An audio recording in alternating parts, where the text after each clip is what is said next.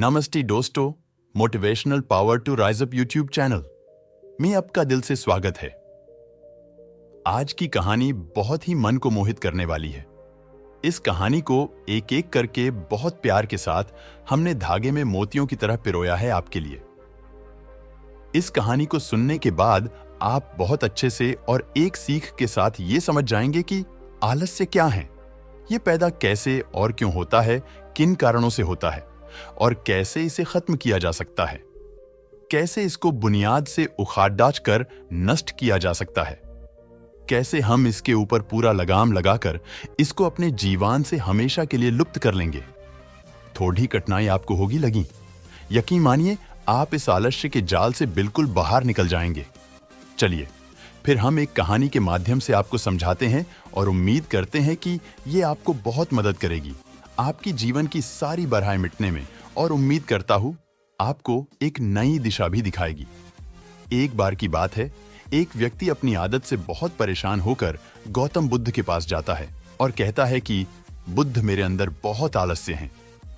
मैं इस आलस्य की वजह से अपने जीवन में वह सब कुछ नहीं कर पा रहा हूं जो मैं करना चाहता हूं या करने में सक्षम हूं। इस आलस्य ने मुझे बहुत परेशान कर रखा है। इसकी वजह से मैं अपने जीवन में उन्नति नहीं कर पा रहा हूं, ना ही कोई लक्ष्य हासिल कर पा रहा हूं। कृपया आप मुझे इस आलस्य से छुटकारा पाने का कोई ऐसा तरीका बताइए। ये सुनने के उपरांत गौतम बुद्ध मुस्कुराते हैं और उस आलसी व्यक्ति से कहते हैं, अच्छा, मुझे ये बताओ कि तुम्हें कैसे पता कि तुम्हारे अंदर आलस्य है। तब उस आलसी व्यक्ति ने बुद्ध से कहा कि केवल मैं ही नहीं बल्कि मेरा पूरा परिवार भी यही कहता है कि मैं एक आलसी व्यक्ति हूं। तब बुद्ध ने कहा कि क्या तुम मुझे इसका प्रमाण भी दे सकते हो कि क्या तुम वाकई में एक आलसी व्यक्ति हो। तब उस व्यक्ति ने बुद्ध से कहा कि जी, मैं आपको प्रमाण दे सकता हूं। बुद्ध ने कहा, फिर प्रमाण दो, मुझे मैं तभी मानूंगा। धीरे धीरे उस व्यक्ति ने कहा, बुद्ध, मैं यह तो जानता हूं कि सुबह उठना मेरे लिए और मेरे स्वास्थ्य एवं मेरे मन दोनों के लिए ही लाभकारी है, परंतु मेरा आलस्य मुझे सुबह जल्दी उठने नहीं देता है। बुद्ध ने एक हल्की से मुस्कान के बाद मुस्कुराते हुए उस व्यक्ति से कहा, अच्छा चलो, तुम्हारी बात मान लेते हैं, परंतु क्या तुम्हें पता है कि आलस्य होता क्या है। तब उस आलसी व्यक्ति ने गहरी सांसें ली और फिर कहा, बुद्ध, मुझे यह तो नहीं मालूम कि आलस्य होता क्या है, लेकिन यह जो कुछ भी है वह बहुत बुरा होता है। बुद्ध ने थोड़ा गंभीर होकर उस व्यक्ति से एक लंबी सांसें लेते हुए कहा, हेमन, आलस्य एक मानसिक अवस्था है, एक भाव है, एक विचार है, जिसे जाने अनजाने में हम इंसान खुद ही अपने अंदर पैदा कर लेते हैं। वह व्यक्ति बुद्ध से एक सवाल की तरह पूछता है, परंतु वह कैसे बुद्ध। तब बुद्ध ने कहा, पहले तो यह समझो कि हमारे भीतर आलस्य उत्पन्न दो कारणों से होता है। पहला कारण है शारीरिक और दूसरा कारण है मानसिक।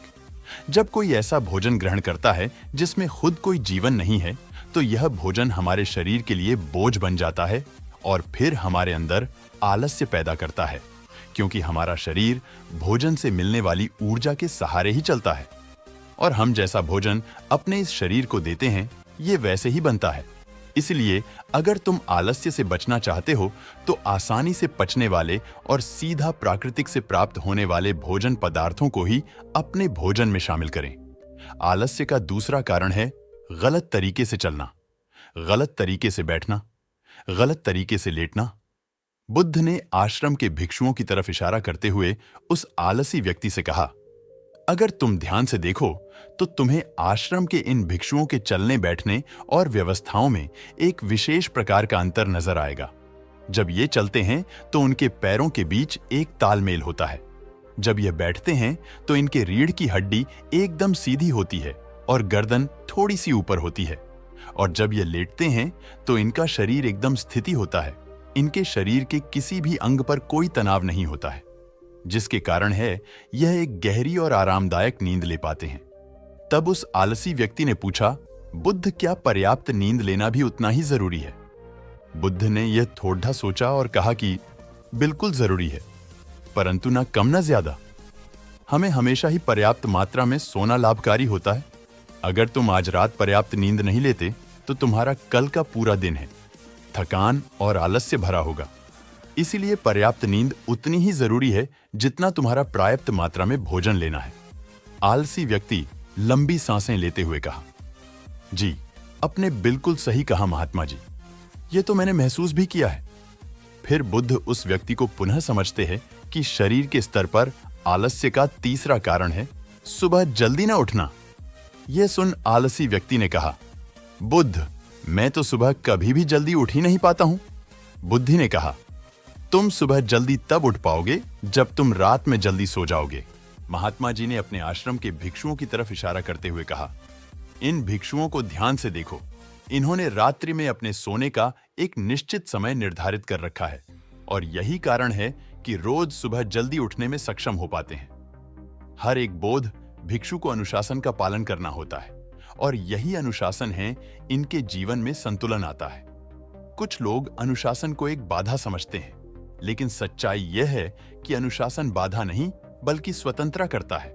इसलिए अगर तुम शारीरिक स्तर पर अलग से छुटकारा पाना चाहते हो तो खुद को अनुशासन में डालो, एक निश्चित दिनचर्या का पालन करो। तब उस आलसी व्यक्ति ने कहा, लेकिन महात्मा जी, शुरुआत कहां से करें? सही तरह का भोजन करने से, सही तरह से बैठने और लेटने और चलने से, या फिर सुबह जल्दी उठने से? बुद्ध ने कहा, शुरुआत अभी से करो। जो भी इस समय कर रहे हो उसे पूरा ध्यान से करो। दोस्तों, अगर आप भी काम को टालने की आदत से परेशान हैं या फिर आलस की वजह से आप लाइफ में वह चीज नहीं कर पा रहे जो पाना चाहते हैं, तो कुछ ऐसे चीजें मैं आपके साथ साझा करूंगा जो आपकी मदद करेगी। बुद्ध ने कहा, मन के स्तर पर अलग कारण है, जैसे हमारी पुरानी गलत धारणाएं। जब हम किसी काम के लिए खुद को काबिल नहीं समझते हैं, तब हमारे भीतर आलस पैदा होता है। और अगर हमारे मन में यह विश्वास कर लिया कि पिछली बार की तरह इस बार भी मैं इस काम में असफल ही हो जाऊंगा, तो उस काम को करने में हमें आलस आएगा। जबकि पिछली बार और इस बार में बहुत फर्क है। अब हम मानसिक तौर पर वह नहीं है जो हम पहले थे। हमने पिछली हार से बहुत सीखा भी है। इसलिए मानसिक हालत से बचने के लिए सबसे पहले खुद पर विश्वास करना सीखो। मानसिक हालत का दूसरा कारण है छोटी सोच वाले। आलसी व्यक्तियों के साथ कई बार ऐसा होता है कि हम खुद आलसी होते, लेकिन कुछ आलसी और कामचोर लोगों के साथ रहते रहते हम भी आलसी और कामचोर बन जाते हैं। यह सुस्त आलसी व्यक्ति ने कहा, हाँ बुद्ध, यह तो मैंने महसूस किया है। बुद्ध ने कहा, सबसे पहले आलसी और कामचोर लोगों की संगति में रहना छोड़ो। बुद्ध ने आगे कहा, मानसिक हालत का तीसरा कारण है काम को टालना। आलस्य और मानसिक तनाव का सबसे बड़ा कारण है। शुरुआत में तो हमें यह पता नहीं चलता, लेकिन धीरे धीरे यह आदत हमारे अंदर घर कर जाती है और यह किसी भी इंसान की जिंदगी बर्बाद करने के लिए काफी है। इसलिए जो काम आज किया जा सकता है उसे कल पर कभी नहीं टाले।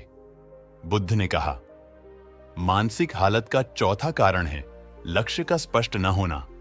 मान लो तुम किसी बड़े रेगिस्तान में फंस चुके हो और तुम्हें जोरों की प्यास लगी है, तब तुम क्या करोगे? उस आलसी व्यक्ति ने कहा, मैं पानी की तलाश करूंगा। मैं कोशिश करूंगा कि जल्द से जल्द रेगिस्तान के पास वाले गांव में पहुंच जाऊं। बुद्ध ने कहा, लेकिन अगर बहुत कोशिश करने के बाद भी तुम्हें पानी ना मिले? तब उस आदमी ने कहा, मैं तब भी प्रयास करता रहूंगा, क्योंकि मेरे पास और दूसरा कोई विकल्प ही नहीं होगा। गौतम बुद्ध ने मुस्कुराते हुए कहा, इंसान आलसी तभी बनता है जब उसके पास कोई स्पष्ट लक्ष्य न हो या फिर उसके समक्ष बहुत से विकल्प उपलब्ध हो। इसलिए लक्ष्य निश्चित होना परम आवश्यक है। अगर तुम सुबह उठकर व्यायाम नहीं कर पा रहे हो तो उसका कारण तुम्हारी नजर का स्पष्ट न होना है। बुद्ध ने आगे कहा, मन के स्तर पर अलग से पांचवा कारण है किसी काम को करने की कोई बड़ी वजह ना होना। मान लो तुम बहुत से कीमती गहने लेकर एक सुनसान रास्ते से गुजर रहे हो। तुम चलते चलते बहुत थक चुके हो और तुम्हारा बैठने का मन कर रहा है और तुम एक बड़े पेड़ के नीचे आराम करने के लिए बैठ जाते हो। अभी बैठे ही थे कि तुमने देखा कि दूर से कुछ डाकू तुम्हारी तरफ आ रहे हैं। तो क्या ऐसी परिस्थिति में भी तुम्हारी आदत तुम्हें भागने से रोकेगी या तुम भाग जाओगे? तुम्हारी आदत केवल उन्हीं कामों को करने से रोक सकता है। यह करने की तुम्हारे पास कोई बड़ी वजह नहीं है। गौतम बुद्ध कहते हैं, मेरी एक बात हमेशा याद रखना, जहां स्पष्टता है और काम को करने। दोस्तों, आपको यह कहानी कैसी लगी? हम उम्मीद करते हैं कि आपको इस कहानी से एक अच्छी सीख सीखने को मिली होगी। आपको अपने जीवन में सही रास्ता चुनने के लिए एक मार्गदर्शन जरूर मिला होगा। हमारी इस कहानी को सुनने के लिए धन्यवाद और भविष्य में ऐसी ही मोटिवेशनल कहानियां सुनने के लिए इसको लाइक करो और शेयर करें और हमारे चैनल को सब्सक्राइब करना ना भूलें और अपने दोस्तों के साथ भी शेयर करें। बहुत जल्दी मिलते हैं एक नई कहानी के साथ। धन्यवाद आपके प्यार और साथ के लिए।